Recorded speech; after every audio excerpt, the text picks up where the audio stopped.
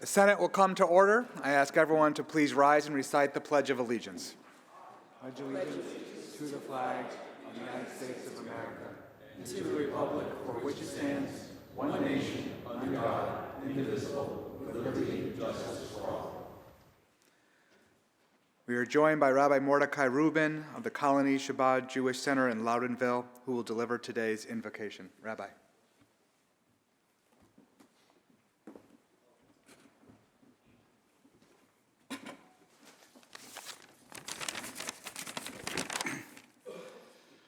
I would first like to thank Senator Ashby. I'm here with my wife, and together we co-direct locally in this region, Colony Chabad and Jewish Life at Siena College. I'm going to begin with an act of charity.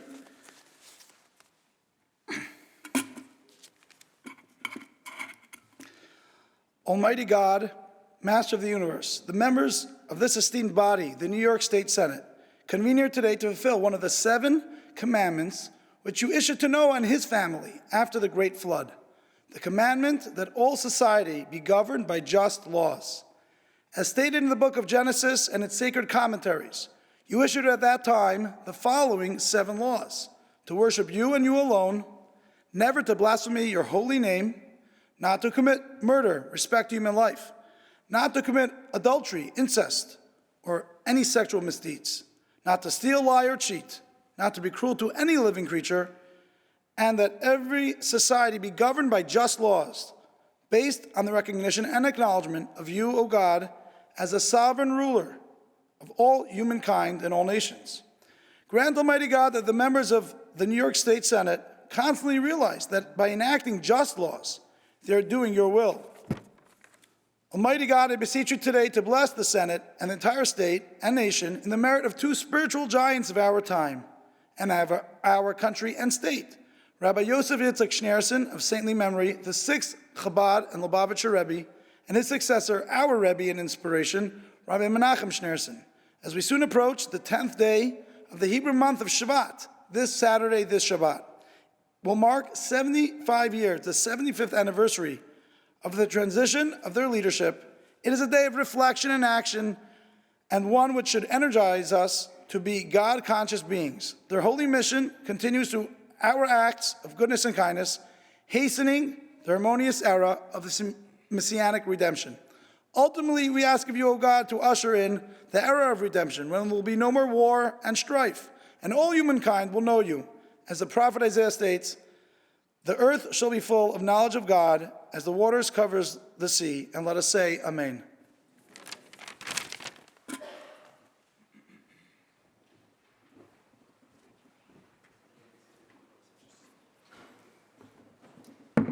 Reading of the journal. In Senate, Tuesday, February 4th, 2025, the Senate met pursuant to adjournment. The journal of Monday, February 3rd, 2025 was read and approved. On motion, the Senate adjourned. Without objection, the journal stands approved as read. Presentation of petitions, messages from the Assembly. The Secretary will read. Senator Rivera moves to discharge from the Committee on Rules Assembly Bill number 926 and substitute it for the identical Senate Bill 769, third reading calendar 43. Senator Mayer moves to discharge from the Committee on Rules Assembly Bill number 425 and substitute it for the identical Senate Bill 771, third reading calendar 45. Senator Clear moves to discharge from the Committee on Rules Assembly Bill number 924 and substitute it for the identical Senate Bill 772, third reading calendar 46. Senator Harkam moves to discharge from the Committee on Rules Assembly Bill number 1476 and substitute it for the identical Senate Bill 776, third reading calendar 50. Senator Prasad moves to discharge from the Committee on Rules Assembly Bill number 920 and substitute it for the identical Senate Bill 785, third reading calendar 59. Senator Scarcella Spanton moves to discharge from the Committee on Rules Assembly Bill number 2058 and substitute it for the identical Senate Bill 790, third reading calendar 64. Senator Fernandez moves to discharge from the Committee on Rules Assembly Bill number 2435 and substitute it for the identical Senate Bill 791, third reading calendar 65. Senator Claire moves to discharge from the Committee on Rules Assembly Bill number 1099 and substitute it for the identical Senate Bill 796, third reading calendar 70. Senator Henchy moves to discharge from the Committee on Rules Assembly Bill number 1016, substituted for the identical Senate Bill 800, third reading calendar 74. Senator Brooke moves to discharge from the Committee on Rules Assembly Bill number 1025, substituted for the identical Senate Bill 802, third reading calendar 76. Senator Ramos moves to discharge from the Committee on Rules Assembly Bill number 2432, substituted for the identical Senate Bill 808, third reading calendar 82. Senator Prasad moves to discharge from the Committee on Rules Assembly Bill number 1026 and substituted for the identical Senate Bill 809, third reading calendar 83. Senator Sanders moves to discharge from the Committee on Rules Assembly Bill number 421 and substituted for the identical Senate Bill 812, third reading calendar 86. So ordered. Messages from the governor, reports of standing committees, reports of select committees, communications and reports from state officers, motions and resolutions. Senator Gianaris. Good afternoon, Mr. President. There is a privileged resolution at the desk. Please take it up, read it in its entirety, and recognize Leader Stewart Cousins on the resolution. There is a privileged resolution at the desk. The Secretary will read. Resolution 312 by Senator Stewart Cousins, memorializing Governor Kathy Hochul to proclaim February 2025 as Black History Month in the state of New York. Whereas Black History Month serves as an opportunity to recognize and celebrate the achievements, contributions, and resilience of African Americans throughout history. And whereas it is essential to recognize some of the most integral parts of Black history, including the struggles. And whereas the Civil War was a defining moment in American history, fought over the issue of slavery, leading to the eventual liberation of millions of African Americans. And whereas the Emancipation Proclamation, signed by President Abraham Lincoln on January 1st, 1863, declared that all enslaved individuals in Confederate-held territories were to be freed, marking a critical step toward the abolition of slavery. And whereas the passage of the 13th Amendment to the United States Constitution on December 6, 1865, formally abolished slavery in the United States, securing the freedom of African Americans and paving the way for future civil rights advancements. And whereas Black History Month was originally established as Negro History Week in 1926 by Dr. Carter G. Woodson, a historian and educator, committed to ensuring that the achievements and contributions of African Americans were acknowledged and preserved. And whereas in 1976, celebration was expanded to a month-long observance, recognized nationally each February to honor the profound impact of African Americans on the history, culture, and progress of the United States, from their contributions in science, literature, politics, business, and the arts, to their pivotal role in the fight for civil rights and social justice. And whereas Black History Month seeks to emphasize that Black history is American history. And whereas the month of February observes the rich and diverse heritage of our great state and nation and encourages the celebration of Black History Month to provide a continuing opportunity for all people in the United States to learn from the past and understand the factors that have shaped and guided the course of our present-day experiences. And whereas the achievements of African Americans have been instrumental in shaping the nation's progress, and it is essential to highlight some key moments, accomplishments, and historical firsts that have left a lasting impact on American history. And whereas, from the legal field to public office, John S. Rock became the first African-American admitted to the bar of the United States Supreme Court in 1865, followed by Oscar J. Dunn as the first African-American lieutenant governor in Louisiana in 1868. Hiram Revels made history as the first African-American U.S. Senator in 1870, and Charlotte E. Ray became the first African-American female lawyer in the United States in 1872. In education, Booker T. Washington founded Tuskegee Institute in 1881, helping pave the way for future Black scholars.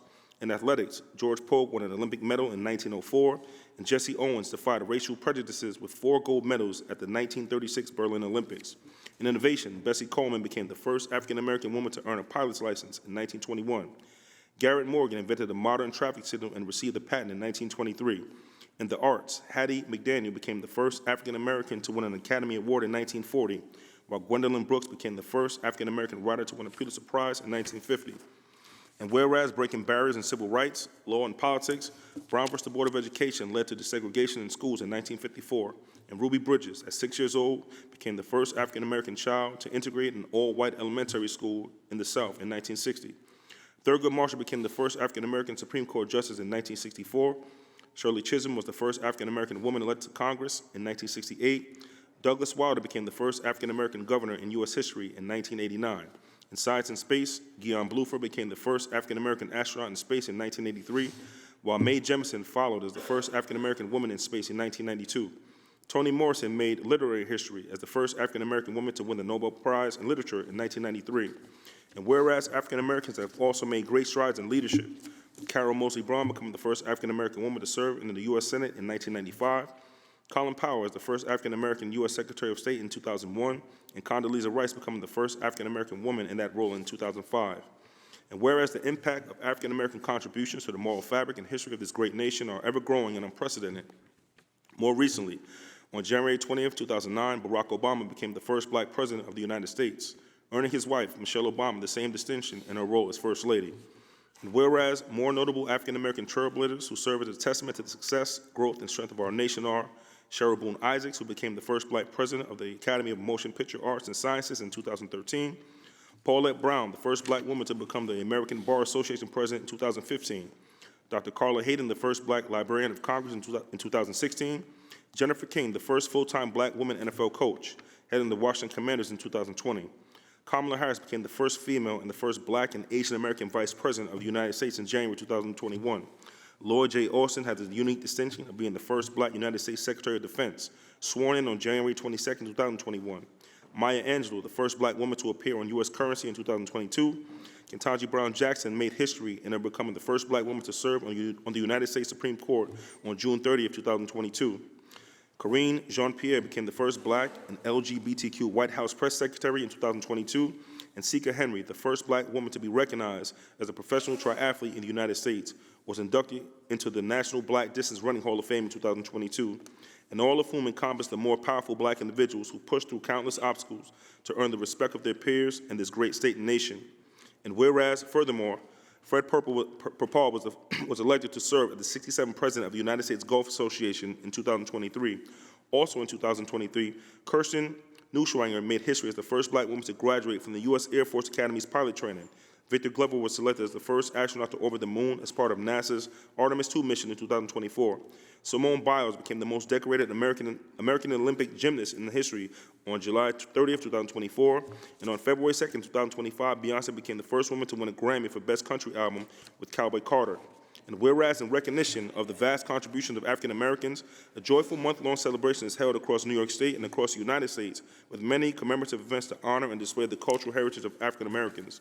And whereas this legislative body commends the African American community for preserving for future generations its centuries-old traditions that benefits us all and add to the color and beauty of the tapestry which is our American society.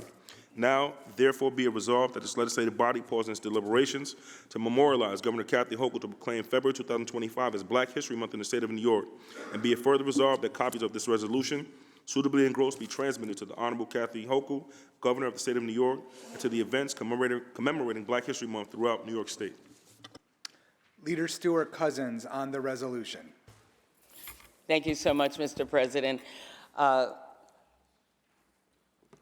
don't usually speak on Black History Month resolutions because they're usually a recitation of what happened in the past, which I know is important to the body.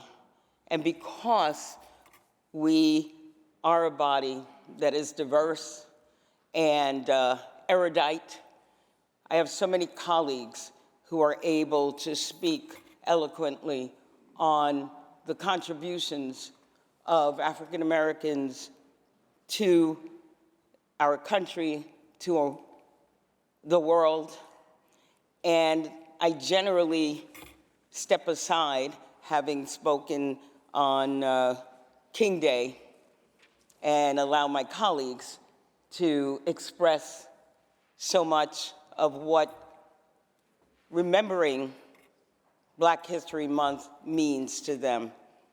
But because of where we are, because of the time that we're in, because of the moments that really require all of us to say something about something, I needed to say something about why we celebrate Black history.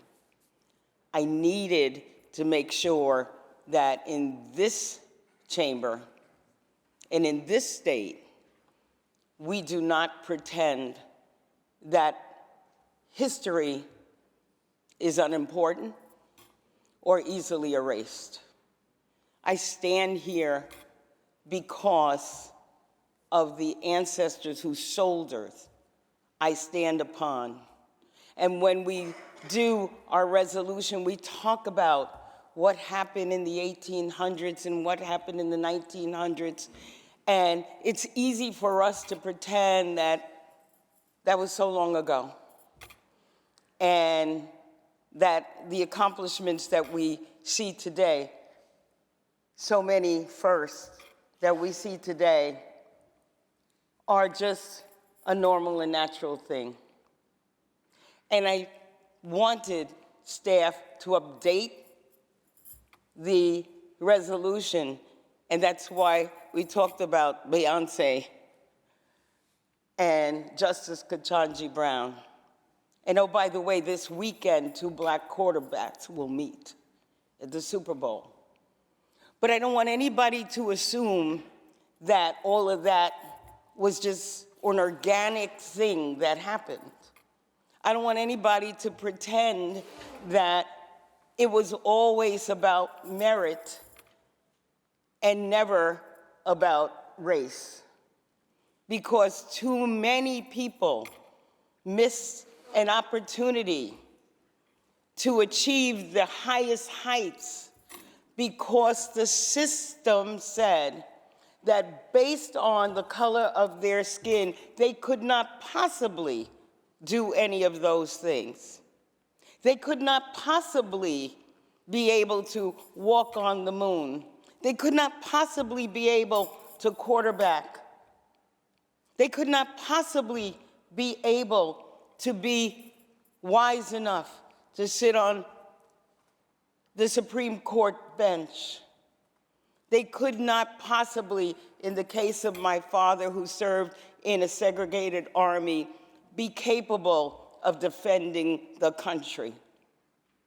I understand that for a moment they took down the information about the Tuskegee Airmen, the black pilots, who, because Franklin Roosevelt and his wife Eleanor said, let's take a chance because we need defense, allowed these black pilots to reach not only great heights, but be so effective in what they did. They allowed them as pilots to pilot because it was assumed that they could not do it. It was assumed that black people should be enslaved. And even though the Civil War was fought, the fact that the Emancipation Proclamation happened, and we all know the story of Juneteenth, so it took a couple years for people to actually know, even then, they were said, okay, you're free, with nothing. Nothing. So when we read the scores of people who, despite that, show up, stand up, sacrifice, risk death, risk lynching, risk incarceration, not even risk, know that they will continue to be marginalized unless and until people who sit in places like this created legislation to say, oh, by the way, you're no longer 3/5 of a person, you're a whole person. Until those things happen, nothing changed. And it happened because people outside, black, white, people of good conscience, decided that it was not okay to demonize and marginalize and suppress and oppress people because of the color of their skin. Some of these dates I was alive for. I was alive when schools were desegregated. This is not something that's why we fight so hard to give resources to schools, because people depend on that. Why? So that they have the education, so that they will not repeat the same mistakes. And here we are pretending that we're not looking at things that are being rolled back as though somehow people are getting ahead of folks because we celebrate history, or we celebrate our culture, or we celebrate the fact that we've achieved something.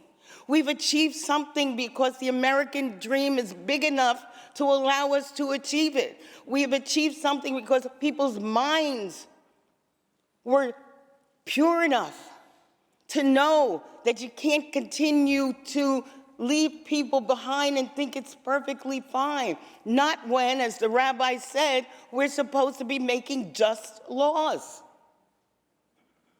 We can't pretend that if we roll these laws back, or if now somebody of color, some woman, somebody who's got a disability is hired, it's DEI. No.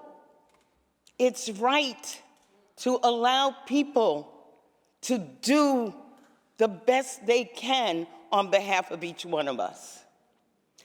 I stand here not because of DEI, but because I have an opportunity to serve this chamber and this state. And I hope as we watch what's unfolding, we remember that many of us would not be sitting in our seats if not for the fighting of people to allow the dream to encompass us all. Thank you so much, Mr. President.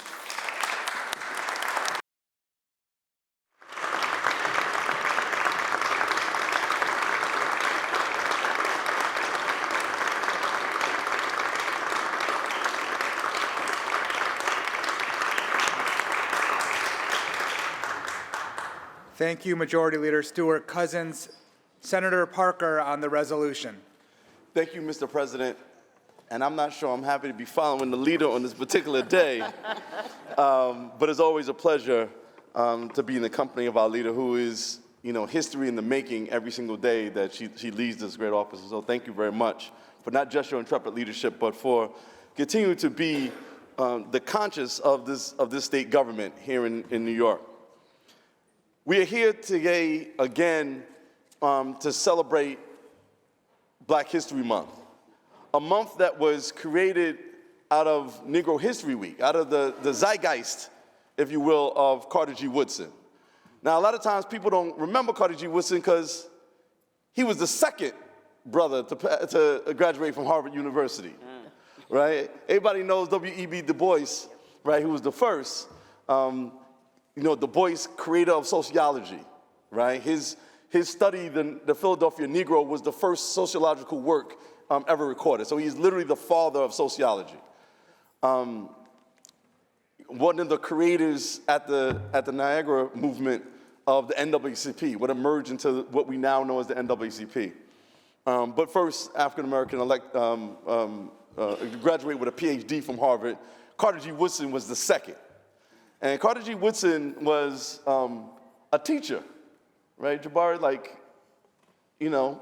A teacher. And he wasn't like the head of teachers in this, right? He had a PhD from Harvard back in the early 1900s, and he wasn't like the head of teachers in the country. He wasn't like even the head of black teachers anywhere. He was just literally a teacher. Right? Like Miss Murphy was for me in third grade at PS 193, right? We may have to fix our education system as we go forward about our credentials. But he was a well-learned man. And in that experience, he was determined in the 1920s to say, we need to know more, that there needs to be more of a conversation about who we are as African Americans. So he actually, through the organization that he ran at that time, started Negro History Week, which was chosen to be the second week of February for two reasons. One, it was the same week as the birthday of President Lincoln, right, who was, very much admired because of his stances on ending slavery. And the second was the birthday of Frederick Douglass, whose birthday is also the second week in February. And it's those two luminaries in which Carter G. Woodson thought that we ought to use as a foundation to build this edifice to African-American history. But even when you read his works, most notably The Miseducation of the Negro, Carter G. Woodson always knew that our history was bigger than us landing on the shores of Virginia in 1619, right? 1619, important date, because it was the time that the first ships came from Africa with African people enslaved on them. But he knew that it started before then.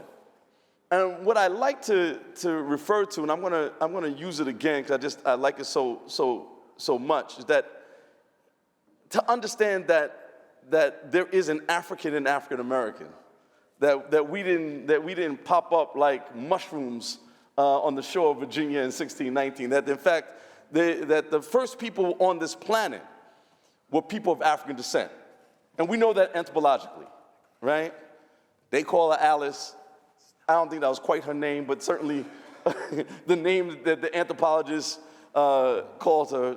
She was Homo sapien Australopithecus, right? Australopithecus, right?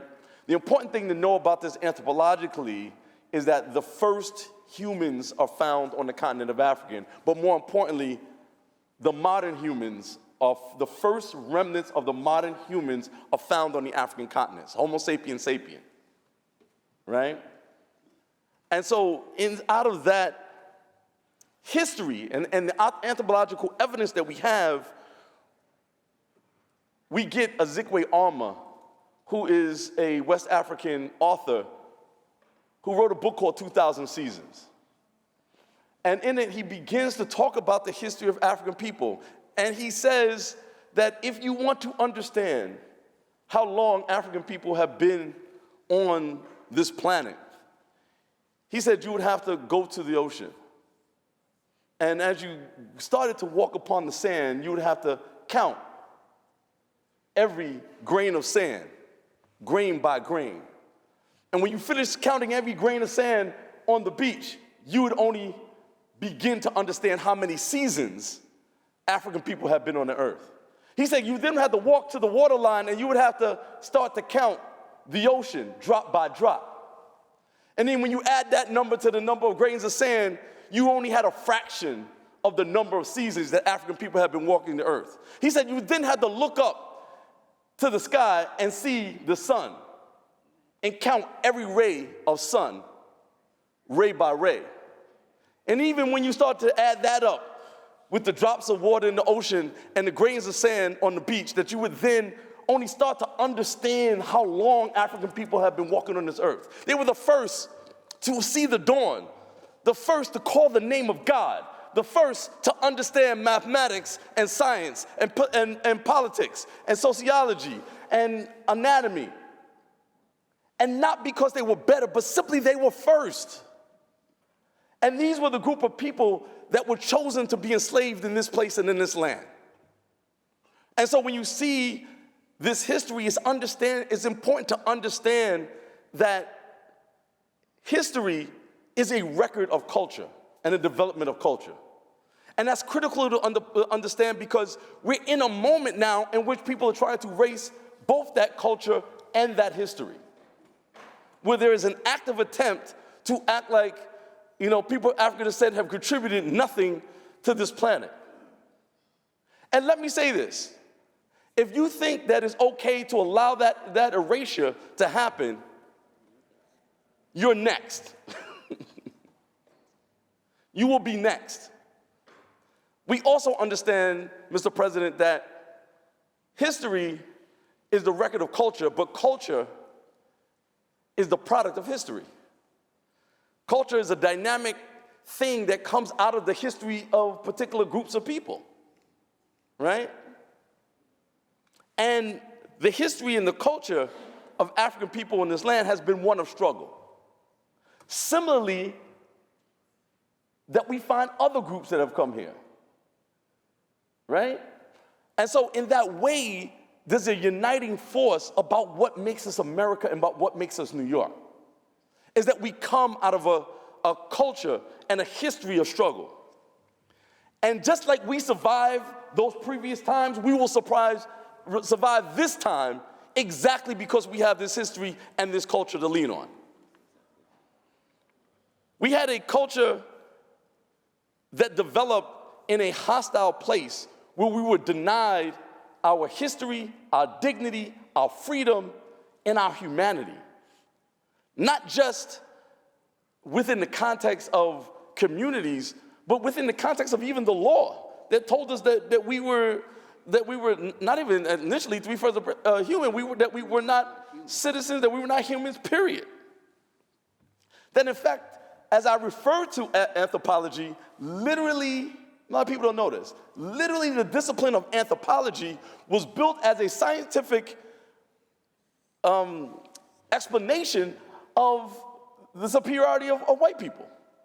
And to deny black humanity. They began with cranial capacity tests, right? And you should look that up and delve into that. But that's literally the foundations of anthropology. We developed a whole course of study that was really literally predicated on creating a scientific justification on the enslavement and the subjugation of African people. And this history and the society told us every single day that we were not worthy of humanity, respect, or dignity. But African people fought back. And so when the society told us that we were not entitled to freedom, Black history created Denmark Vesey, Gabriel Prosser, and Nat Turner. When the society told us that we were not smart enough to learn how to read and write, Black history gave us Phyllis Wheatley, gave us David Walker's Appeal. It gave us the North Star News created by Frederick Douglass. It created the Black Star News created by Marcus Garvey, and created the Amsterdam News by Bill Tatum. During the Revolutionary War and the development of this country, they told us that we couldn't fight. And Black history gave us Crispus Attucks. They even told us that we weren't good enough to practice Freemasonry. And Black history gave us Prince Hall. They told us that we had nothing to contribute to the society, that we couldn't even take care of ourselves once we were free. And Black history gave us Booker T. Washington, who created the Tuskegee Institute.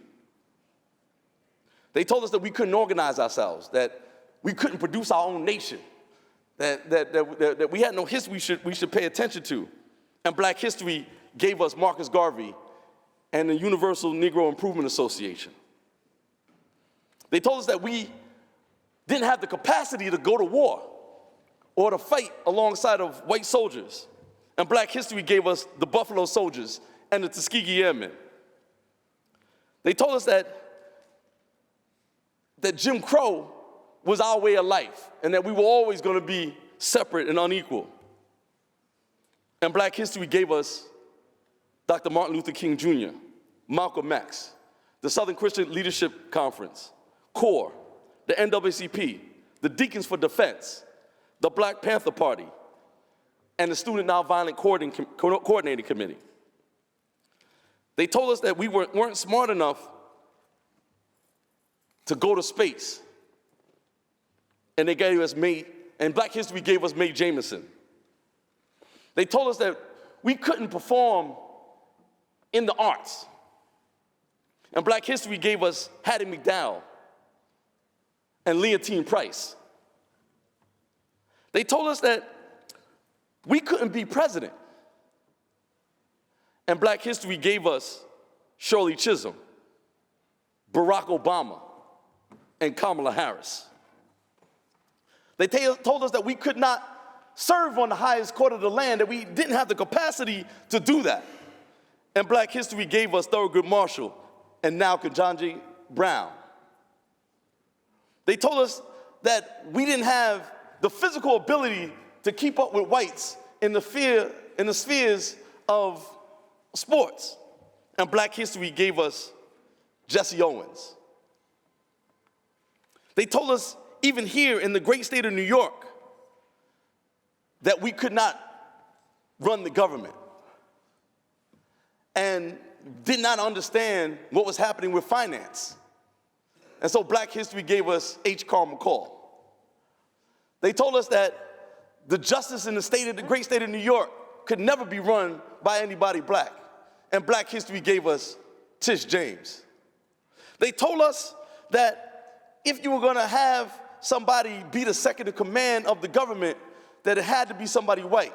But Black history told us different and gave us David Patterson and now Antonio Delgado. They told us that how could a legislature be run by African Americans? And Black history gave us Speaker Carl Hastie and our eminent leader, Andrea Stewart Cousins. That in the development of our history, at every step, they told us we could not do it. They told us that we had to eat scraps. And what did we do? We created soul food. They gave people the ends of the cow to eat. And what did we do? Created oxtail. They told us that our culture did not create enough viability to understand arts. And what did we do? We created the steel pan, soca, reggae, jazz, R&B, soul, rhythm and blues, salsa, hip hop, and rap. And so this has all become part of what we are, not just as New Yorkers, but as Americans. And I stand here very proud of this history and understanding that this history is still being made every day, not just by us, but by our constituents all over our great state. And that this history is inextricably linked, not just to the history of our state, but of our great country, and inextricably linked to other groups. And so we may have gotten here on different ships, but we're all in the same boat now. And it's only by the understanding and the respect of each other's histories and culture that we're going to find a way forward. I want us to remember that African American history is not just African American stories, but it is the story of New York. It is the story of America. And that we must every single day in this chamber and in our communities continue to bring good into the world and let no good be lost. Thank you, Mr. President. Thank you, Senator Parker. Senator Bailey on the resolution. Thank you, Mr. President. Moving words, to say the least, by our history maker, Leader Andrea Stewart Cousins. Every time I've heard you speak on the floor, it has been magical, but there was something about today that struck a chord deep in my soul. So I wrote a few things down, which many of you know that I'm not necessarily want to do, but I've sort of changed that because Brother Sam Cooke said a change is going to come, and the change came to me. So I thought about this, and I've spoken about this on the floor before, but I wanted to frame it in historical context for you. On November 8th, 1837, a young woman by the name of Sylvia Richardson Holder was born in Johnson County, North Carolina. My great-great-grandmother, great-great-great-grandmother. She was theoretically born 3/5 of a human being. She was born into slavery. So when people say, get over it, it's equal. It's merit-based. I want you to realize that less than 200 years ago, my own great-great-great-grandmother was born into slavery. But as I was reminded one time in this chamber by Kevin Parker, she was not a slave. That may have been the restrictions that were placed on her by society, but she certainly was not a slave because she fought. She eventually was freed. And if I would not be here today if not for her, so let's contextualize that when they say get over it. When they throw out when they use DEI in such a different way. And I can tell you that everybody in here is some version of DEI, duly elected incumbent. Shout out to Brandon Scott, the mayor of Baltimore, Maryland. When they tried to call him a DEI mayor, that's what he told them. When they're trying to roll back Black History Month in the military, and they're saying you can't have these special months anymore. I want to remind you that diversity is what makes our country actually great, contrary to the views of some. I love being black. Like, it just fills my soul with joy. Growing up black, like, I thank God every day. We should all thank God for who we are, but I thank God that I was raised, that I was born black in America. Because it's taught me what J. Cole said in Love Yours, there's beauty in the struggle, ugliness in the success. There's a beautiful struggle about what happens. It feels better when you work for something. You like it more. You respect it more. You appreciate it more when you work for something. And our folks have worked damn hard over the years to make sure that we approach equality. Listen, Mr. President, when I say approach equality. Because I don't know what glasses people are wearing or the notion of this post-racial society happened when President Obama was elected, but we ain't there yet. Now, my hope is that we can get there. My hope is that my children are able to live out Dr. King's dream. We're not there yet. When they're cutting programs and they say that it's to increase efficiency, but it's to reduce other things. But see, the story being black is what I told you about. It's not all, the worrying about what they're not doing. Let's worry about what we are doing and what we have done. The leader mentioned it. 2 black quarterbacks in the Super Bowl for the second time in history. There was a time in history that they said black folks were inferior, that you couldn't play quarterback. And if you played high school quarterback, they tried to convert you into a receiver. And if they let you play quarterback in college, they tried to convert you to something else because you didn't have the mental capacity or aptitude to do that. We were within a stone's throw of having, for the first time, all 4 quarterbacks in the divisional round being black quarterbacks. They said that we couldn't do it, but Sunday, you'll watch them do it. There is a certain beauty in the culture of hip-hop that I come from. Walk like warriors, we were never told to run is something that Common said, and encapsulates the black struggle. We have certain songs that we lift every voice and sing.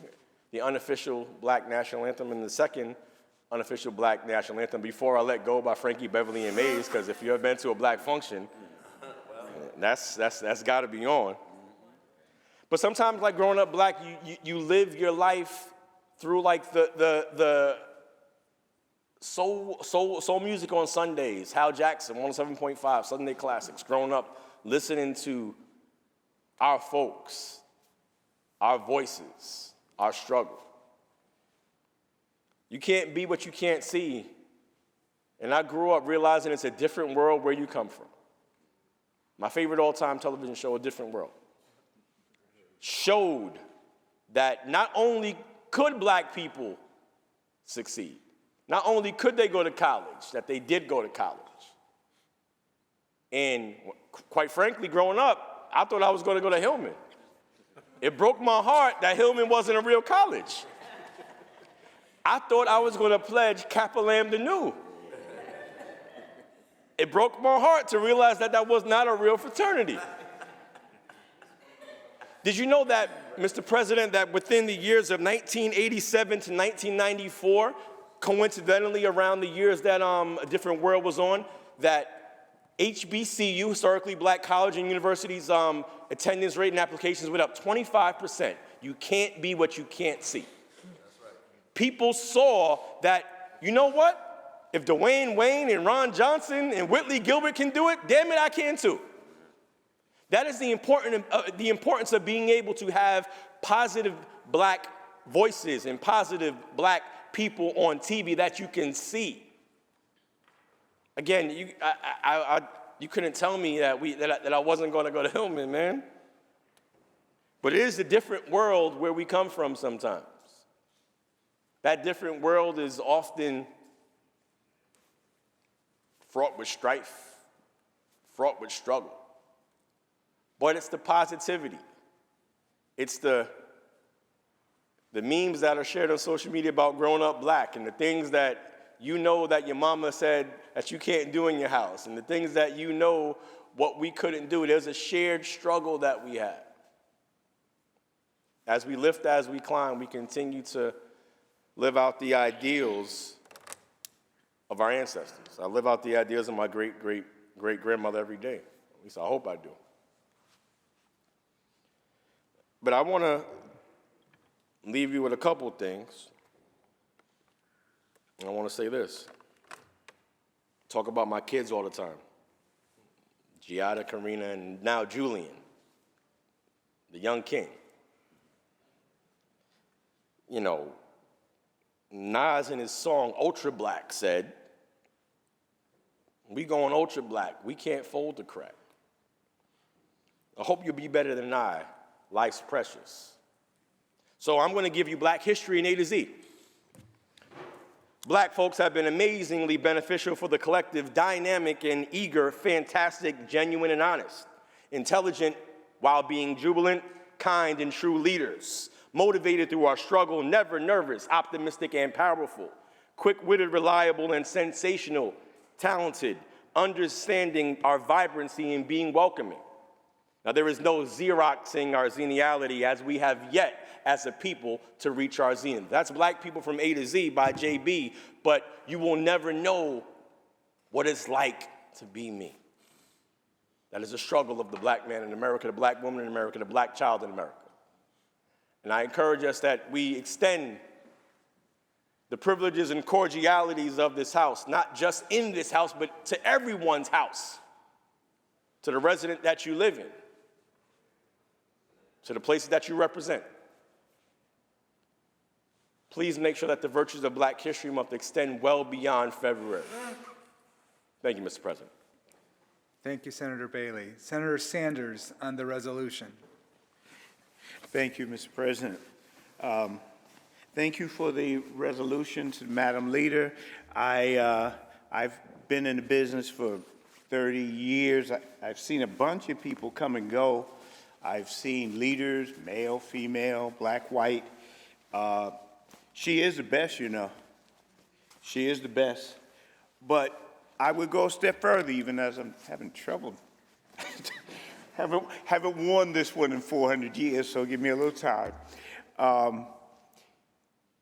If there were a program, a DEI or whatever program, that was able to find leaders with as much quality as Andrea Stewart Cousins, not only would that be a great program, but that would be great for America to bring such talent to the fore, not to have it hidden somewhere or forgotten somewhere.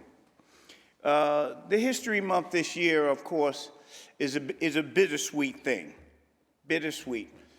Sweet because there are many victories that we can speak of, but bitter because there are efforts afoot at the federal government and other places to muffle and silence this type of history, to imagine that we can take this away. And I contend that you cannot have American history without Black history. And in that sense, you can't have Black history without American history. And attempts to muffle and silence this is doing such great disservice to the American people.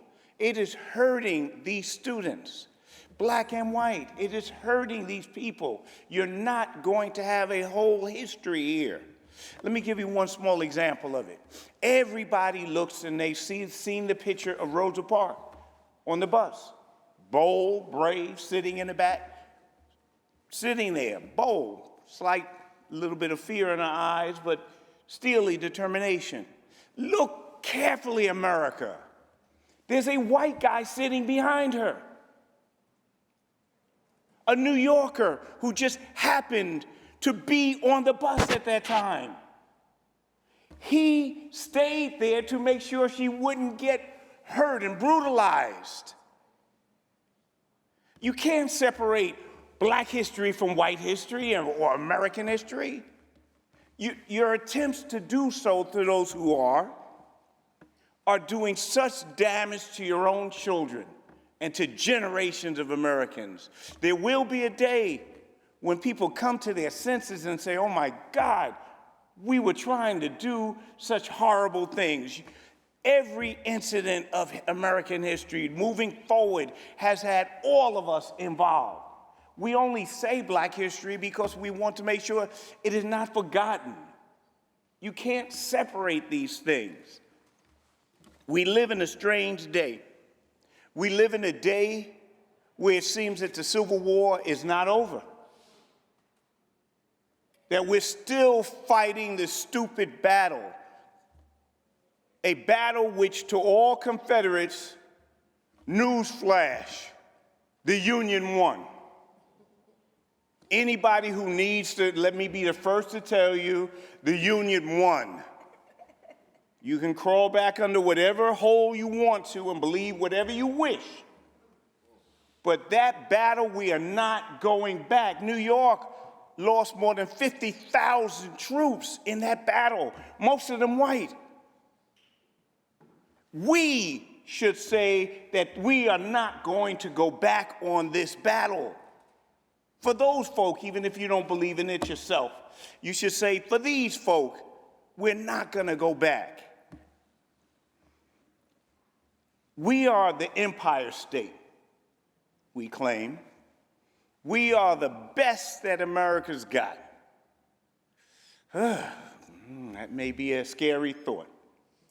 But under those conditions, we should commit ourselves and recommit ourselves to the idea of the Union. It's imperfect. Heck, who knows of it better than I how imperfect the Union is? But I also know that a bunch of people gave their lives to this Union to make sure that we would go on, whether we are in Afghanistan, Iraq, or wherever we find ourselves, or Gettysburg, or Antietam, or wherever we find ourselves. A bunch of people fought and said, you know what? We're going to hold the line. We're going to make sure that this great American experiment, as flawed as it is, does not perish. Some of us took that oath. Now, I remind all of us of it. We said we would fight against enemies, foreign and domestic, that challenge the Union. I encourage you to look to the papers again, to look to see what you said. So we are at the Union, yes, we are, thank God. If I was in the Confederacy, I would have a different conversation, perhaps. We are here, we're in New York, we're the Empire State. American history is black history is American history. This is a great place to begin it. Can I encourage all of us to celebrate this history? You made it. Let's accept it, let's celebrate it, let's build on it. Thank you very much. Thank you, Senator. Senator Comrie on the resolution.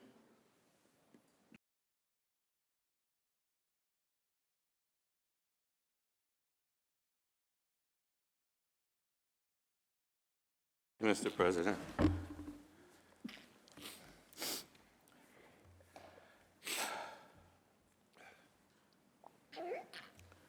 I rise to echo the sentiment of my colleagues as we commemorate Black History Month. I want to thank our Majority Leader, Andrew Stewart Cousins.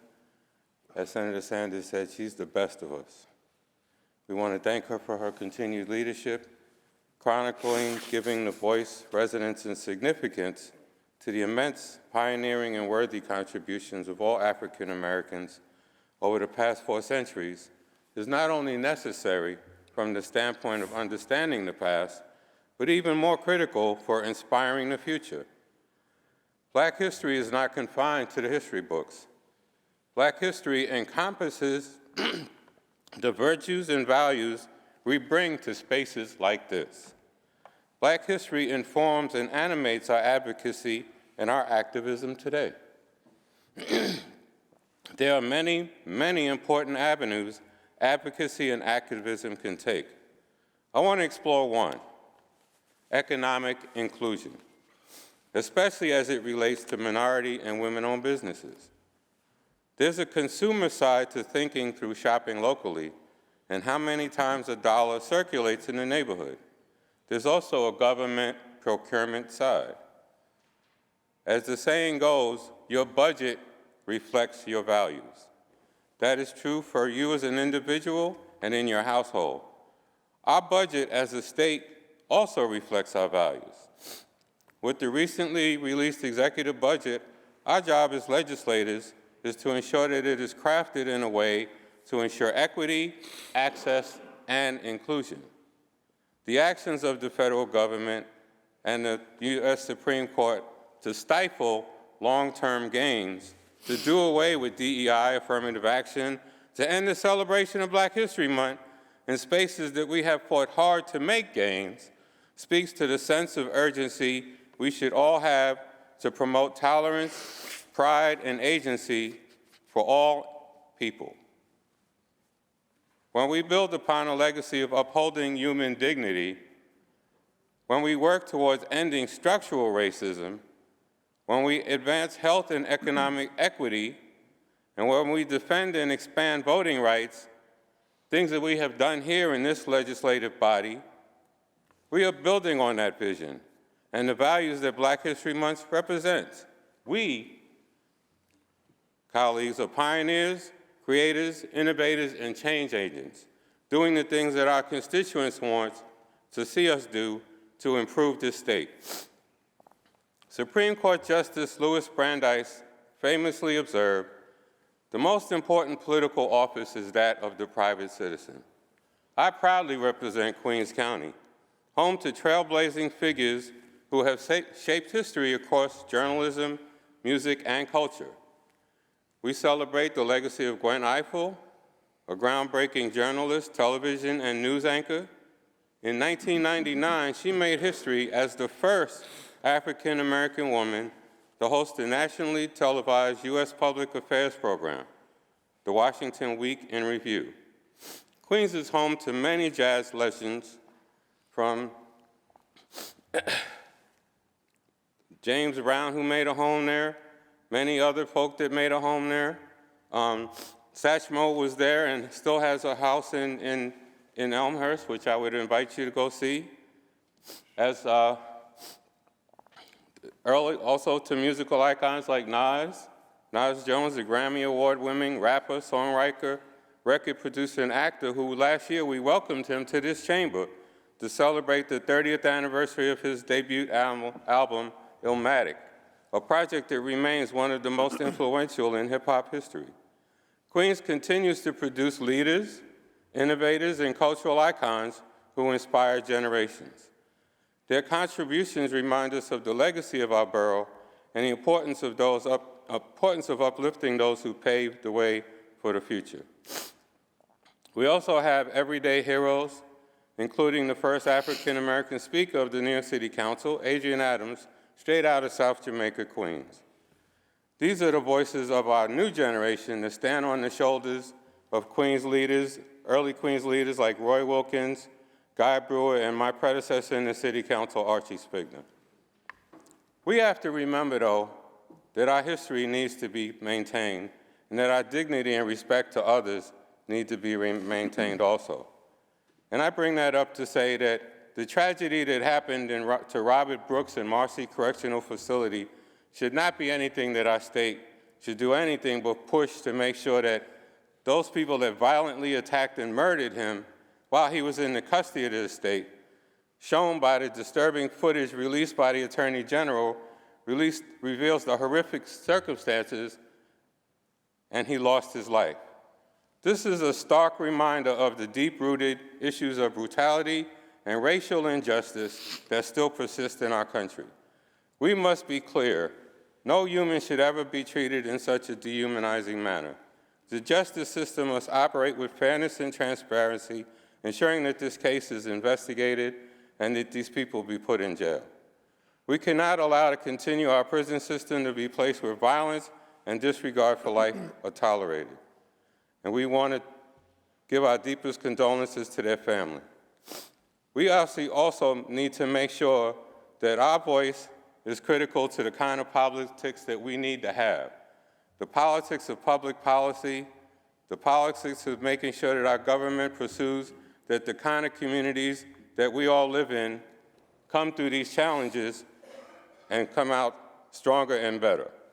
We need to make sure that we do more to ensure that our budget reflects our values, that our budget reflects fairness and equity throughout this state, that we create opportunities for people in this budget, that we bring up folk that are in need, that we protect folk that are in trouble, and especially now with ICE going to homes all over the state, we need to make sure that we're doing things to help those that are most in danger. If we don't do that, we're not filling our commitment as legislators, we're not filling our commitment as New Yorkers, and we're not filling our commitment as Americans. Again, Mr. Leader, Mr. President, I want to thank Andrea Stewart-Cousins for bringing this resolution every year. This year is more important than ever that we talk about our Black history, that we talk about how, as Senator Sanders said, this is one history, Black, white, we're all in this together. As Senator Parker said, we're in the same boat now. We can't parse it out for any other specific reasons. We have to understand the only way we move forward in a positive way is to move forward together. If we allow people to separate us and parse us out and to create stories that are not true, we're going to fall apart. But I know that in this body, we're better than that. We can rise above the partisanship that other people are trying to do and focus on making sure that this state rises above anything that's not for real, anything that can be easily disseminated, we can overcome. And I hope that we all remember our charge, which is to make sure that our communities are better than we left them. Thank you, Mr. President. Thank you, Senator Comrie. Senator Baskin on the resolution. Thank you, Mr. President. I rise today with urgency, pride, and gratitude as my colleagues and I in the New York State Legislature celebrate Black History Month.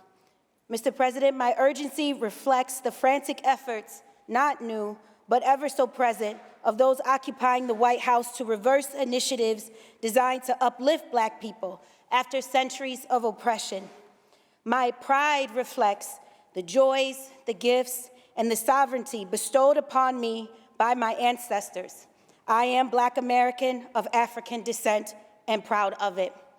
And my gratitude, dear colleagues, is rooted in the rest assurance that I am elected to a governing body in this country whose members have not conformed to the vile and overt efforts to erase the monumental contributions of Black Americans or to obscure the unfiltered truth of the systemic and vicious targeting of Black Americans since our nation's birth. It is my belief that governing bodies who still hold true to basic humanity must revere Black History Month now more than ever, because we all know that there are governing bodies in this country that at this very moment are gutting policies designed to increase inclusivity for marginalized communities, including Black Americans. These government leaders support billion-dollar corporations in dismantling practices that help Black people rise above oppressive history in our country. Because we all know there are governing bodies in this country who have voted to overturn policies aimed at creating equity in college admissions, policies that sought to address historical realities that Black Americans have never had equal opportunities to education.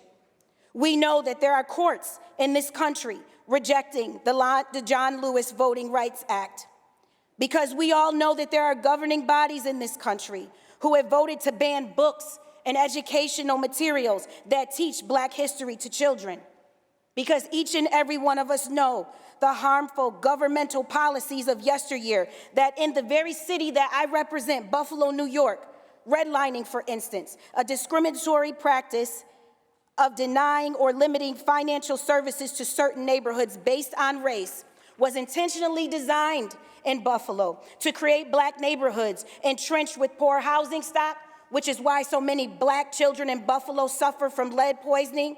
Environmental hazards have been plagued in these neighborhoods, which is why so many Black communities in Buffalo are labeled a cancer cluster.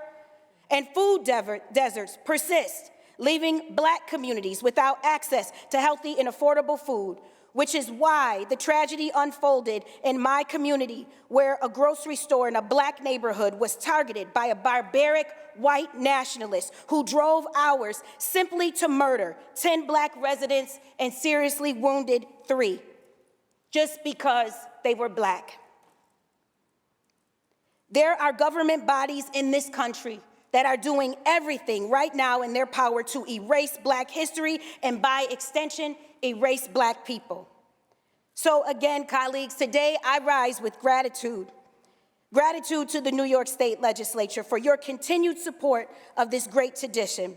May we as New Yorkers be brave enough and remain brave enough to celebrate Black history today, celebrate Black history 6 months from now, celebrate Black history 4 years from now, celebrate Black history always, and Mr. President, celebrate Black history forever.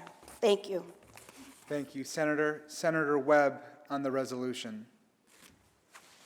Thank you, Mr. President.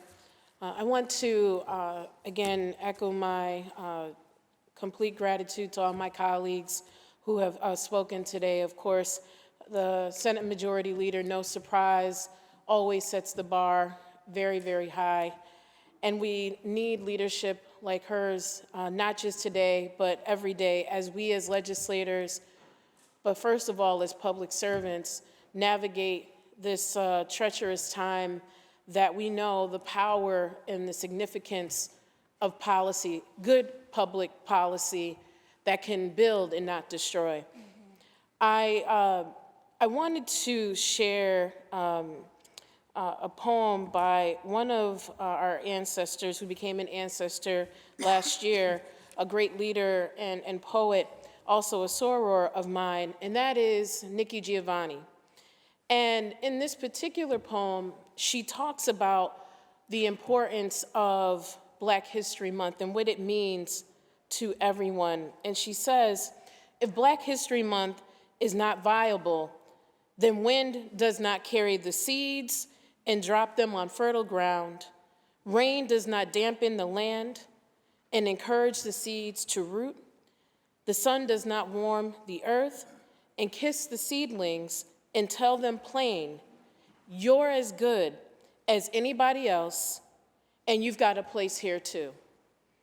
And so when I think about my own trajectory of being here and that we all stand on the shoulders of our ancestors, whether it's within our own families, I think about my parents and grandparents and great-grandparents, those folks who made countless sacrifices for us all to be here in this chamber, that it is important that we call their names, but more importantly, we honor their legacies by the work that we do. As I often say, the good work.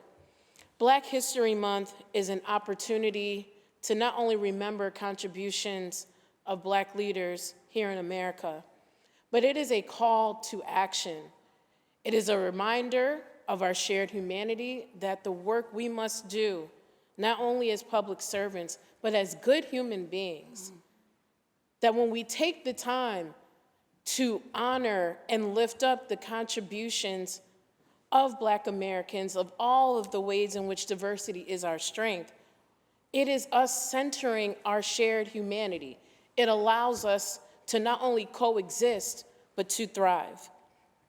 I think about not only the sacrifices that our ancestors have made and their willingness, even in the sight of adversity and no way of knowing if they would be successful, but yet they still stood up and encouraged others to do the same, to push us towards our shared humanity.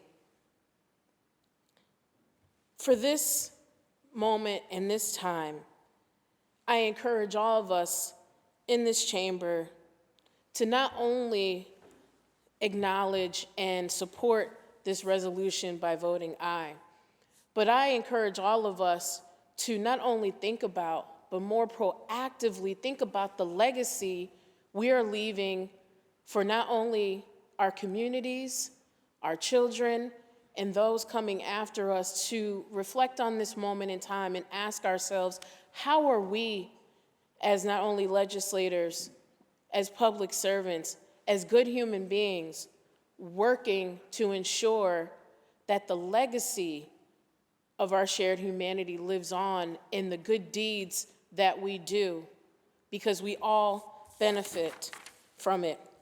Again, I want to thank our majority leader, the governor, and of course, Mr. President. I proudly vote aye in favor of this resolution, and I hope that as a body that we make a collective stand and say that the erasure of Black culture in any shape, form, or fashion is not an option, that education, we know, is the key to our shared success and progress, not only as New Yorkers, not only as Americans, but as human beings. Thank you, Mr. President. Thank you, Senator. Senator May on the resolution. Thank you, Mr. President. And I rise also to thank the Majority Leader and my colleagues for their passionate teaching about Black history today and every day, honestly. It was Memorial Day 1921 when an altercation in Tulsa, Oklahoma turned into a riot and a massacre that left an untold number of people dead and destroyed what was known as Black Wall Street, the most wealthy Black community in the country. 10,000 people were displaced, and all the wealth of that community was effectively destroyed.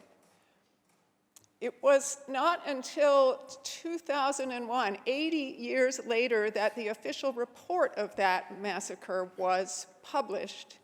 And a year later, it began to be included in the curriculum for school children in the state of Oklahoma. As we've heard today, the telling of Black history, Black history itself has been a history of struggle, but even the telling of Black history has been a constant struggle just to get the word out there. And what has happened in the last couple years in Oklahoma, the state legislature passed a law that has caused most teachers to take the telling about that massacre out of their own curriculum because the state legislature is concerned that white children are not able to cope with the idea of racism as something that it's too painful, it's too shameful, that they shouldn't have to deal with that concept. I'm familiar with this problem because my grandparents collaborated back in 1965 on a textbook that attempted to broaden the teaching of American history in the 8th grade. And they received death threats once that textbook was adopted in the California schools. People started pulling their kids out of 8th grade history classes because they didn't want them to learn about Harriet Tubman and Frederick Douglass and Martin Luther King Jr. And it is deeply saddening to me that 60 years later, we are in the same situation where the telling of Black history is something that is being expunged from our schools, from our government buildings, from the record. And that we have a president who decided in the midst of a terrible tragedy to give a press conference where he, with zero basis, blamed DEI for the tragedy instead of committing to take responsibility for finding out what really happened and making sure it didn't happen again. I'm proud that here in New York we take Black history and Black History Month seriously. and I'm deeply grateful to my colleagues for teaching me about Black history every day. Vote aye. Thank you, Senator. Senator Harkam on the resolution.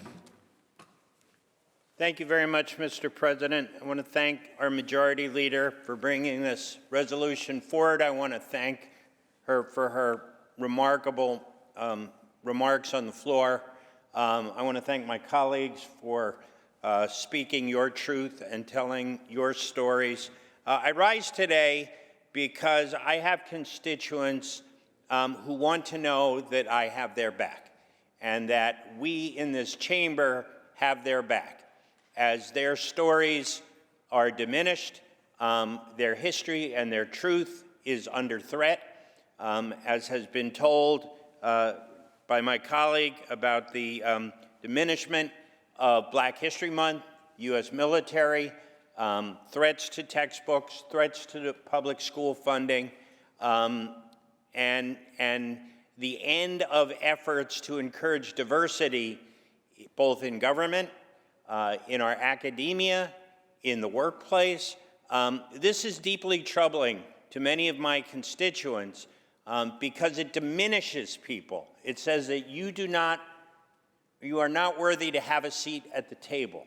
And that is just unfair and it's unjust, and it flies in the face of the institutional barriers that are there in so many areas, in terms of the private sector, and in terms of education, in terms of housing, in terms of healthcare, in terms of criminal justice.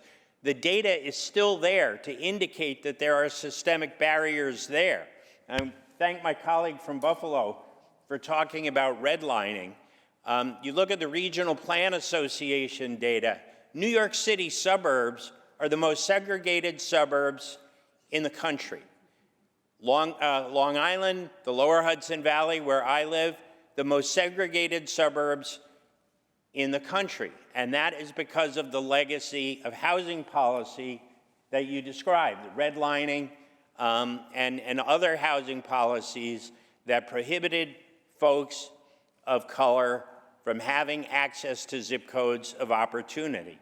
And it's not that long ago that when we came into this body in 2019 and we began working on fully funding foundation aid for our schools, we saw that primarily Black and brown schools, in district like mine, Peekskill and Ossining, were at half the funding they should have been, while neighboring communities with high property wealth were getting twice the foundation aid. And that is another inequity for those students. And so it's important that that struggle that educates us about the need to rectify these barriers in this chamber, those stories need to be told, that many of my colleagues told today of their own families and of the history. And so, you know, when a president puts pressure and signs executive orders that we want to erase this history, we have to stand with our constituents and say, no, your history matters, your story matters, your truth matters, and your struggle matters. I vote aye. Thank you, Senator Harkam. Senator Gonzalez on the resolution. Thank you, Mr. President, and thank you to the leader for bringing forward this Black History Month resolution. Thank you for setting the tone for New York State.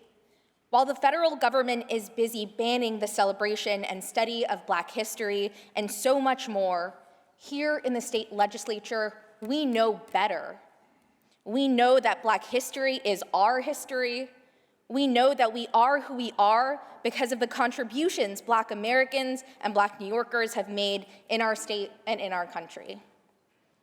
And we know that the erasure of Black history leaves us not only ignorant of the past, but less able to imagine a better future for all New Yorkers. I've experienced this impact in my own life. I would not be here as the youngest woman ever elected to the New York State Senate if it was not for Black history. As many of you know, I studied race and ethnicity studies in addition to political science at Columbia University. The Center for the Study of Ethnicity and Race, CSER, was created in response to a student strike in 1996, when a coalition of Black and brown student leaders, inspired by the Black Panthers and the Young Lords, waged a month-long campaign to demand an ethnic studies department. Because of this organizing and because of this major, I learned a lot about the history of colonization and the history of the civil rights movement. It was Black women leaders like Shirley Chisholm who inspired me to enter politics, who taught me that we do not have to accept the world as it is, but we have the ability to fight for better. It was Black queer feminist authors like Audre Lorde and Bell Hooks who taught me that using my voice for good was an act of resistance. Black history gave me the tools to understand capitalism and the tools to organize in my own community. It's what led me on my path to politics, and if it wasn't for another Black leader, President Obama, I wouldn't have gotten my start in politics. As a democratic socialist, I'm also inspired by Black leaders like MLK who said, call it democracy or call it democratic socialism, but there must be a better distribution of wealth for all of God's children. And reminded us that class struggle and the struggle for racial justice are one and the same, and that we must acknowledge our collective responsibility to each other and to our communities. In a moment when oligarchs are building wealth off the backs of the most vulnerable in our state, we must not only celebrate Black history, but we must use this knowledge and tools of past movements to combat hatred. As John Lewis said, we cannot lose ourselves in a sea of despair. We must speak up, speak out, and get in the way. As we celebrate Black history in this moment, let us celebrate this tradition of resistance and speak up and speak out for equal rights and justice for all New Yorkers. I vote aye. Thank you. Thank you, Senator. Senator Brizport on the resolution. Thank you, Mr. President. And thank you to the leader for introducing this resolution, to all my colleagues for speaking on it and supporting it today. And I especially want to thank all of my Black colleagues. Today we are saying it loud, we are Black, and we are proud. Despite the efforts in DC to erase our history and try to erase us from America, I would be remiss if I did not also bring up another group that the current federal administration is trying to erase. On the campaign trail, President Trump said, "We pledge to you that we will root out the communists, Marxists, fascists, and the radical left thugs that lived like vermin within the confines of our country." And I'd like to say that dehumanization is straight out of the playbook of Hitler's Third Reich, and I reject that type of language. And as a proud Black socialist, I'm happy to stand on the shoulders of incredible men like Martin Luther King Jr., who also said the problem is that we all too often have socialism for the rich and rugged free enterprise capitalism for the poor. That's the problem. And in our current moment, with the appointment of co-president Elon Musk, oligarchy's grip on the White House has been turbocharged. And the attempts to erase Black people in Black History Month are part of a wider and broader assault on working class people. Cuts to Medicaid funding will harm Black people and working class people. Gutting environmental regulations will harm Black people and working class people. Tariffs will raise prices and worsen the cost of living for Black people and working class people. But despite those chaotic proposals at the federal level, I'm inspired by another man whose shoulders I stand on, Fred Hampton of the Black Panther Party. He said, "We don't think you fight fire with fire best. We think you fight fire with water best. We're gonna fight racism not with racism, but we're gonna fight it with solidarity. We say we're not gonna fight capitalism with Black capitalism, but we're gonna fight it with socialism." So I'm looking forward to using our budget process here in the state of New York to fighting against the chaos of Washington, D.C., by fighting for universal health care, universal child care, social housing, free and fast transit for Black New Yorkers and all New Yorkers. Happy Black History Month. Thank you, Senator. Senator Clear on the resolution. Thank you, Mr. President. I want to first thank our leader, Senator Andrea Stewart Cousins for bringing this resolution. And I didn't think I would be saying anything today, but her words were so moving. And you all know the district I represent. So proud of the Black history in that district, and I felt that I needed to say something.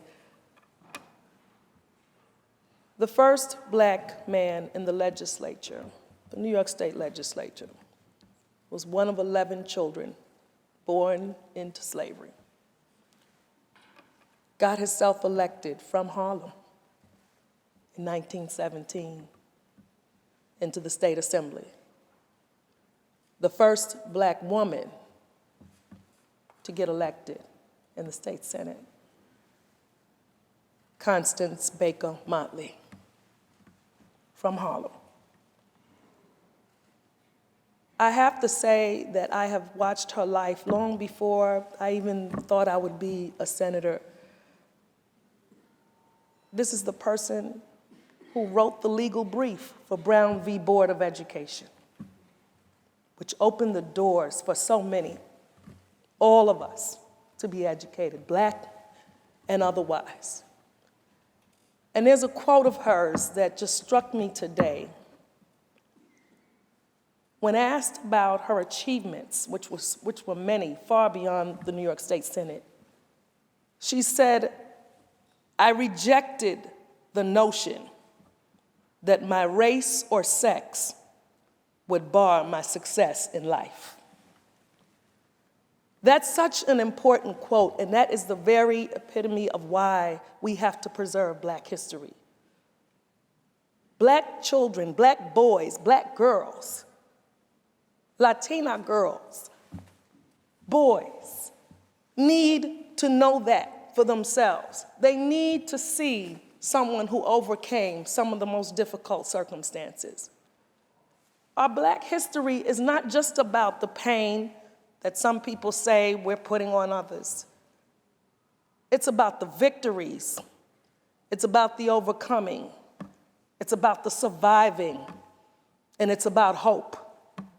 So when you hear the discouraging and hurtful remarks and actions of some, just know that you can overcome those things. And those words don't make you. Those circumstances don't define you.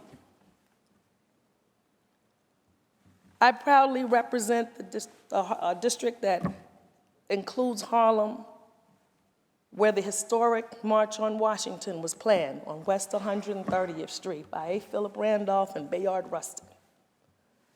I walk through history every single day. Just this past weekend, was able to celebrate the life of Langston Hughes, one of the greatest writers in our history. Through him and through many others is where our young people see hope. They see themselves. They see how they can achieve. They see how they can contribute. And it is criminal for anyone to deny anyone's history. You have to know who you are. You have to know what happened. We have to know the things that occurred in history so that we don't repeat them. So today, I'm really proud to stand here with this body, celebrating Black History Month. All of us celebrating Black history, and as my colleague said earlier, Black history is American history. It is important to us and all of our children to know what happened, to know the role that we all played in it. And as was said earlier, let the history books reflect what we did in this moment. When this was said by our so-called leader, what did we do? Because the history will go on. The books will be written. I proudly vote aye on this resolution today, and I align myself with the remarks of my colleagues, and once again, thank our leader, Andrea Stewart Cousins, and our governor for making sure that we recognize and celebrate Black history. Happy Black History Month to all. Thank you, Senator. Senator Scarcella-Spanton on the resolution. Thank you, Mr. President, and thank you to Majority Leader Stuart Cousins for bringing this resolution to the floor, and to all my amazing colleagues. Hearing your testimony today is incredibly powerful. It inspired me to jot down my own words, not anything prepared. Staten Island and Southern Brooklyn are home to countless Black legends, leaders, artists, and so much more. Just last year, we honored Kimora Freeland on the floor of the Senate, the youngest Black female pilot in the entire country, who is now proudly at Spelman University. Staten Island is the birthplace of the Wu-Tang Clan. I know we don't get the reputation for being the home of hip-hop, but you have to give us that. They revolutionized hip-hop by combining poetic lyrics, martial arts, and philosophy, completely changing the dynamic as we know it. My district is home to powerful leaders, including Hakeem Jeffries, who is the first African-American congressman from Southern Brooklyn and the first African-American elected official to represent either party in the United States Congress. My district is home to the Black Angels, who were a dedicated group of African-American nurses from Staten Island who played a crucial role in curing TB patients in Seaview Hospital. Their role changed the course of medical care and helped with integration. New York State will always honor Black history, and more importantly, we must never ever forget the history that they have provided. I proudly vote aye on this resolution, and I want my constituents to know that the contributions of our Black community are celebrated this month and all the time, but I will work with all of my colleagues to make sure that that history is preserved every day of the year. Thank you. Thank you, Senator. Senator Jackson on the resolution. Well, thank you, Mr. President, and my colleagues, all of you who have spoken to this Black history lesson for about 2 hours. So whether you wanted to or not, we all had a lesson of Black history told by Black people. And so as someone that is an African American, and I grew up with James Brown, say it loud, I'm Black and I'm proud. That's what it's about. And so when James Brown said that going back then, so many Black people were saying, say it loud, I'm Black and I'm proud. And that's because we are proud of who we are. And we struggle every single day like everybody else in order to try to live the life of healthiness and, raising our children and getting a good education. Someone mentioned about the foundation aid. Well, many of you know, I was the lead plaintiff in that lawsuit. I walked 150 miles twice in order to prove a point that everyone is entitled to a sound basic education. It doesn't matter who you are. Whether you're Black or white or Hispanic, Asian, whether you're rich or you're poor, everyone deserves a good education. And that's what we fight for today. And so we had a lesson today, and I thank Andrew Stewart Cousins, our majority leader, as said earlier, the first African American to lead this Senate chambers, and a woman too. So there's lessons to be learned every single day. All we have to do is open up our eyes, see it, hear it, and speak it. God bless you all. Assalamu alaikum to everyone. And say it loud, I'm Black and I'm proud. Thank you, Senator Jackson. The question is on the resolution. All in favor signify by saying aye. Aye. Opposed, nay. The resolution is adopted. Senator Gianaris. Thank you, Mr. President. Thanks you again to all my colleagues who spoke so powerfully today on that resolution. Let us move on to previously adopted Resolution 255 by Senator Weber. Read that resolution's title and recognize Senator Weber. Secretary will read. Resolution 255 by Senator Weber, commending Brandon Grudemeyer upon the occasion of his designation as recipient of a Liberty Medal, the highest honor bestowed upon an individual by the New York State Senate. Senator Weber. Thank you, Mr. President. It's my honor to rise to acknowledge an extraordinary young man who joins us here in the gallery today, accompanied by his parents and grandparents, grandmother. I want to thank you also for your patience. It's been a very long session so far. but Brandon Guttmeyer lives in Congers, New York, in Rockland County. He is currently a sophomore at Siena College and works a summer job as a sailing coach at the Lake George Club. Throughout his childhood, he spent nearly every spring and fall weekend and almost every summer day in between sailing with his family in Lake George. On Thursday, August 1st of last year, around 12:30 a.m., Brandon was sound asleep after a long day at work at the Lake George Club. He awoke to the screams of his coworker, who barged into his room hysterical and pleading for help. In a daze, Brandon grabbed his flashlight and ran into the darkness towards the water. When Brandon got to the lake, he shined his flashlight across the water and spotted a lifeless body 10 to 12 feet down. A coworker named James, who was working the night shift, decided to take a dip and cool off with friends. James, who stood at 6'5" and over 250 pounds, was not a strong swimmer. When he began to struggle, his friends made several attempts to get him to safety, all for naught. When these attempts failed, they ran to help and get Brandon, who was only 6 foot and 140 pounds, and he dove right in, was able to get the much larger, now waterlogged coworker to the deck.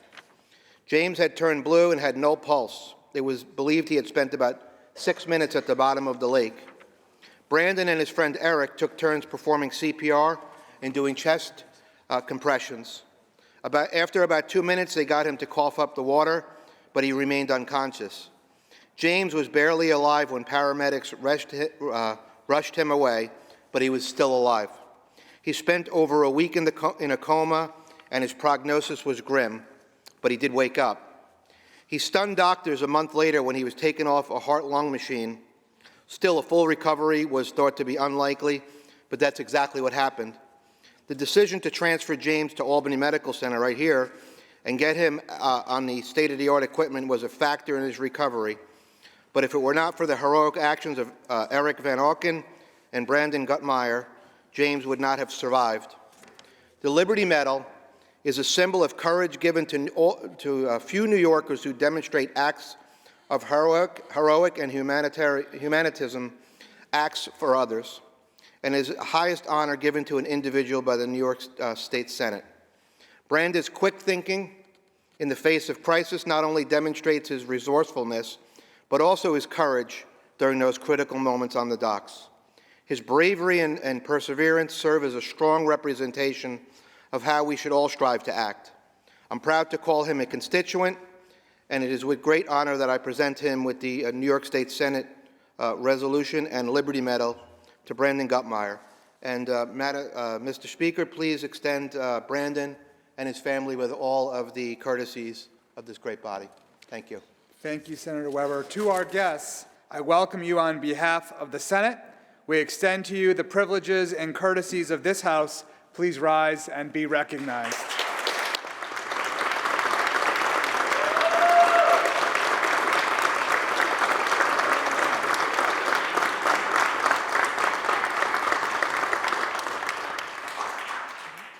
The resolution was adopted on January 28th. Senator Gianaris.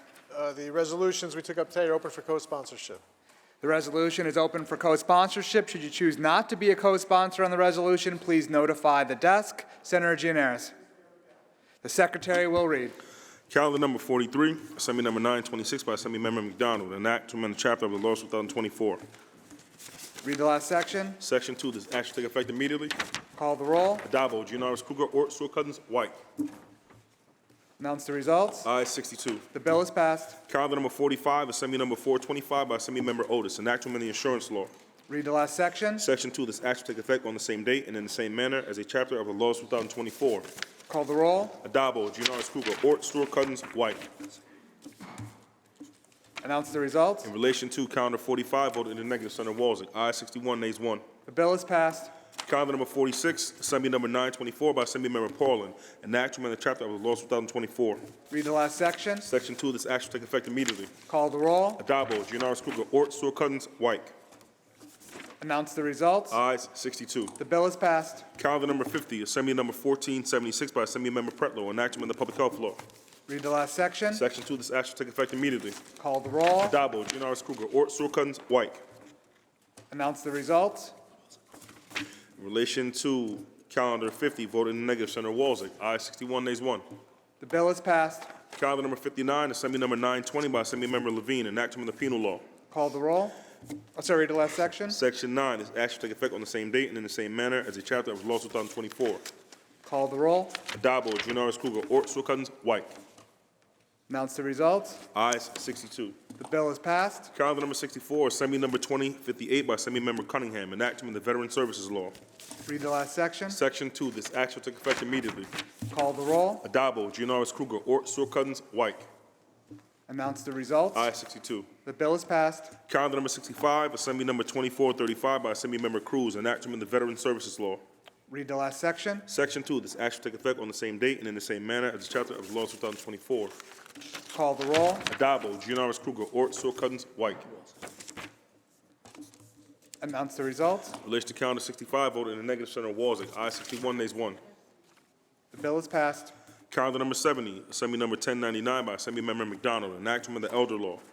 Read the last section. Section 2, this act shall take effect on the same date and in the same manner as a chapter of Law 2024. Call the roll. Adabo, Juniores Kruger, Ort, Cousins, White. Announce the results. Ayes 62. The bill is passed. Calendar number 73, Senate Print 99 by Senator Mayer, enactment of the Election Law. Read the last section. Section 2, this act shall take effect on the same date and in the same manner as a chapter of Law 2024. Call the roll. Adabo, Juniores Kruger, Ort, Cousins, White.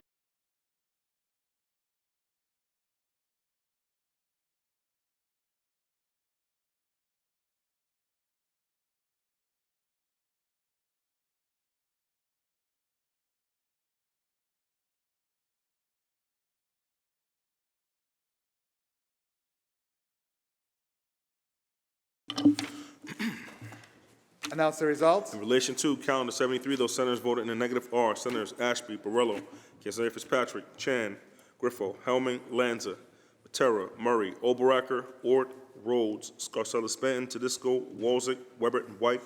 Ayes 45, nays 17. The bill is passed. Calendar number 74, Assembly number 1016 by Assemblymember McDonald, enactment of the Public Health Law.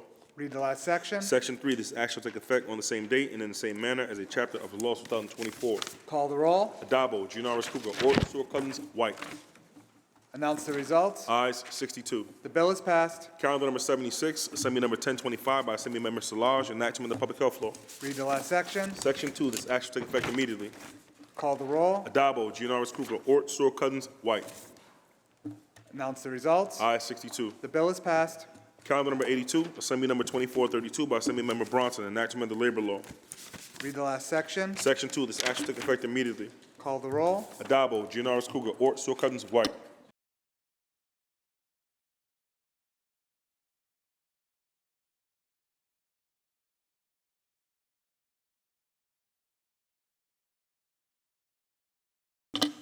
Announce the results. In relation to calendar 82, those senators voted in the negative are Senators Chan, Gallivan, Helming, Steck, Tedisco, Walzek, Weber, and White.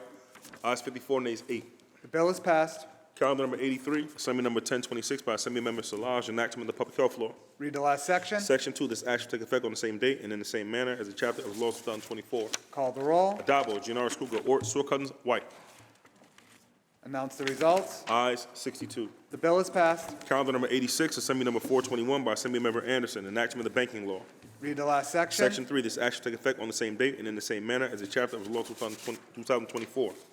Call the roll. Adabo, Juniores Kruger, Ort, Cousins, White.